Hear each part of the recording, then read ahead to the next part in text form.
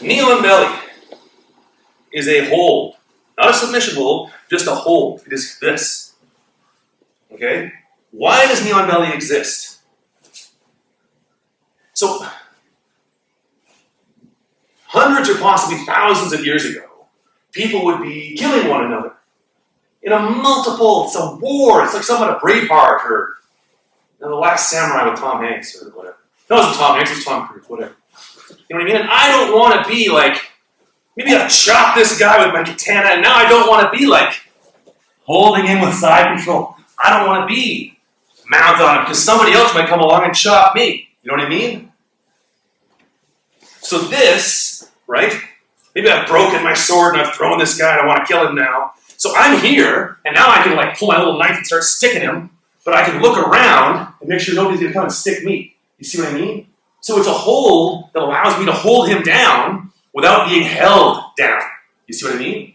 Like if I was here on the guy, he can hold me down. Hold me down. And then his friend comes and sticks me with a bottle or a knife or breaks a bottle of wine on my head. Same thing is true of this. If he hugs around my back and grabs the see, you know, and then someone else comes and cuts my head off. But with this, right? I can like, I'm at the family barbecue, I can look around and see if wild Aunt Helen's gonna come with a bottle of wine and smash over my head.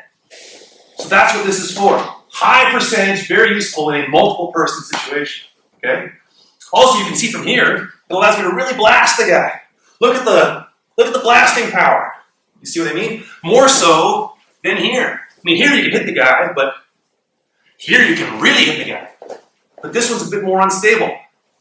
That's why in IBJJF rules, this is worth 2, and mount is worth 4. Here, I'm probably going to hit the guy at least 4 times. You see what I mean? Here, probably I'm going to get him twice before he maybe gets away. You see what I mean? Because it's not as stable. This is worth nothing, even though I can punch him in the testicles. Thanks.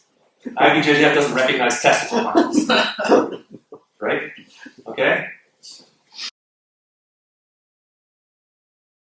So, let's start off with just 3 really easy ways to do it. And bear in mind, if he's on his back and there's some distance, you do not want to be kneeling. Like, this is a dumb idea.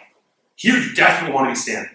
Because, I mean, you're more mobile standing. You gotta run around. You're not gonna like, you know what I mean? It's stupid. You see what I mean? Maybe if you're in his guard, maybe here, yeah, you want to be kneeling. But if you're here, you for sure want to be standing. Usain Bolt versus kneeling Usain Bolt is not a competition. Non-kneeling Usain Bolt is going to win. So, first one is both his feet are on the ground.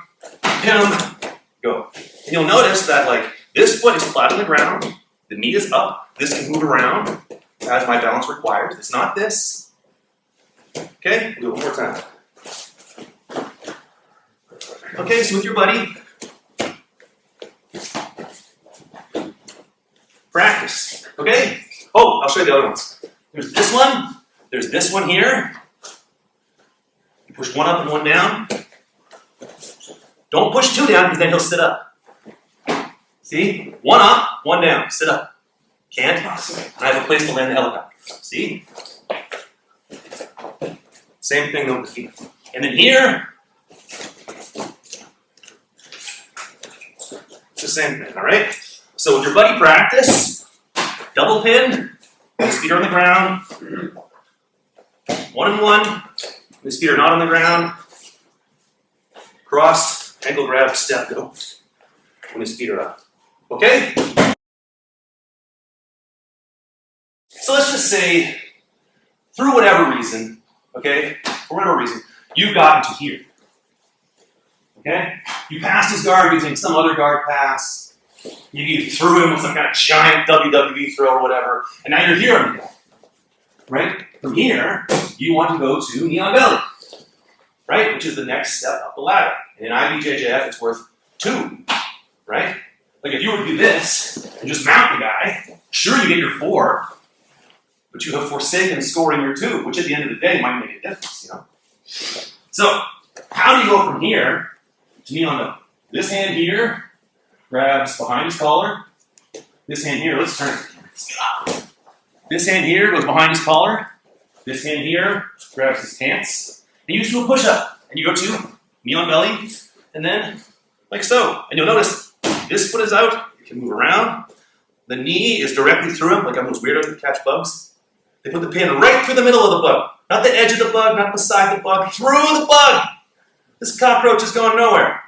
You know? Yeah, that's the point. It can't go anywhere. It's a dead cockroach. Right? Anyway, part one, you side control the guy. This knee's close to his hip. This one's holding his head. This comes back and grabs here. This grabs his hip. Up you go. And you're here. Okay? Second one, maybe you're here. You threw something else, a massive hip throw. Boom! You land here. Right? Now, how do you get knee on belly from here? We just did this one. Right? Now we're going to do this one. How do you do it? This hand here retracts. Your elbow stays close to it. So it doesn't go to your back. If I'm like this, he's going to underhook for sure. See, I don't need that pain. So you're here on the guy. You throw him with some massive hip throw. Wow! Boom! You land. Now you're going to go to knee on belly. Your hand on the mat, your elbow in his ribs. You can keep a hold of this if you want. There you go. See what I mean? So, practice this and practice this. Okay? This is a little a solution to a problem that people sometimes encounter. Okay? So, let's say, for whatever reason, you've got to be here on the guy. You're beyond his guard, but you're not really inside control yet. You see what I mean? And you're controlling this leg between his arm, and you're trying to establish side control. But he's taken this leg, and he's put it over here. He's here, you're here. You see what I mean? You follow me? And so now you can't get to side control. And if you release either of these to deal with this, he's just going to get back to his guard. You see what I mean? So you don't want to, you've gotten the arm, you've gotten the leg, and he knows this is not a happy situation, and he's put this leg over here. You see what I mean? And if I let go of his arm or his leg to deal with this guy, he's going to get back to his guard, and then, you know, I don't want to say all is forsaken, but so what can you do? You've gotten his sleeve, you've gotten his knee, and if you're grabbing it in some other way, switch to this. See what I mean? Whatever you want to, I don't know what kind of, Holding the pan. are you holding a pan? Whatever. Fine, holding the pan. You're doing this, okay? Like this. Okay, you're holding here and here, okay? Right? And if you have to switch your grip, you put your leg in the way. If you have to switch your grip while you're doing this, do so, okay? And then, knee on down. And then the arm lock is right there if you want it. See what I mean? You're doing 2 minutes. Right? So Maz has, through some miracle, almost passed my guard. That's my joke. Right? And he's gotten here on me or whatever, and this leg is here. Because I don't want Maz passing my guard. That'd be humiliating. Ah! Yeah, see? God, I can't believe. God. Alright? What throws end in knee on belly? And the thing is, it's not that many. Like double leg, you're gonna end up in the guy's guard, single leg, you're gonna end up in his half guard. You see what I mean? Because knee on belly, there's some distance between he and I, right? And throwing involves a lack of distance. You connect with the guy, right?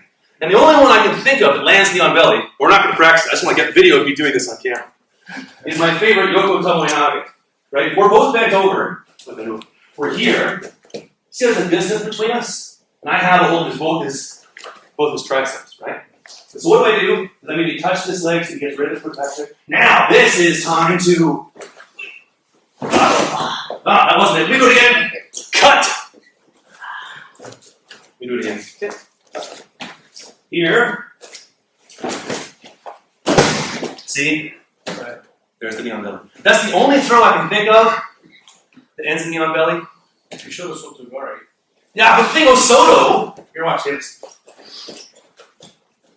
If you do Osoto well, sure, boom, knee on belly. But if you watch like a good Osoto, right, usually you're throwing out with such commitment.